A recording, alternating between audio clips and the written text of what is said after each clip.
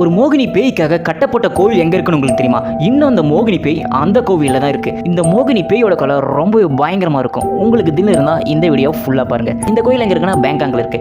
Knock அப்படின்னு ஒரு பெண்ணும் மாக் அப்படிங்கிற ஒரு ஆணும் இருந்திருக்காங்க. நாக் அப்படிங்கிற பெண்ணும் ரொம்ப அழகா இருப்பா. இந்த மாக் அப்படிங்கிற ஒரு சுமாரான ஒரு ஆளா இருப்பா. இருந்தாலும் இந்த பொண்ணு அவனை தான் வேணும்னு சொல்லி விரும்பி கல்யாணம் பண்ணிக்கிறாங்க. ஸோ கல்யாணம் பண்ணி ரொம்ப சந்தோஷமான வாழ்க்கையில் இருக்காங்க. ஊருக்கு போறதுக்கு வேண்டியதுக்காக அவன் அந்த பொண்ணை தனியாக விட்டுட்டு போயிடும். கொஞ்ச நாள் தான் 2 பேரும் சேர்ந்து இருக்காங்க. அதுக்கப்புறம் அந்த பொண்ணை விட்டுட்டு போயிடும். ஸோ போனதுக்கப்புறம் அந்த பொண்ணு மாசமானது அந்த பொண்ணுக்கு தெரிய வருது. காலங்கள் ரொம்ப நாள் ஓடிட்டே இருக்குது. 10 மாசம் ஆகுது. குழந்தை பிறக்க மாதிரி நிலைமை வந்தது. இந்த பொண்ணு குழந்தை பெற்றுக்க மாட்டேன் அப்படின்னு ஒத்தகால் நினைக்கிறா. ஏன்னா அந்த கணவன் வந்த பிறகு தான் நான் குழந்தையை பெற்றுக்குவேன் அப்படின்னு அந்த பொண்ணு ஒத்தகால் நின்றுருக்கா. ஸோ இருந்தாலும் குழந்தை பிறந்து தான் ஆகணும் அப்படிங்கிற மாதிரி 10 மாதத்துக்கு அப்புறம் அந்த குழந்தை பிறக்க வேண்டிய நிலைமை வருது.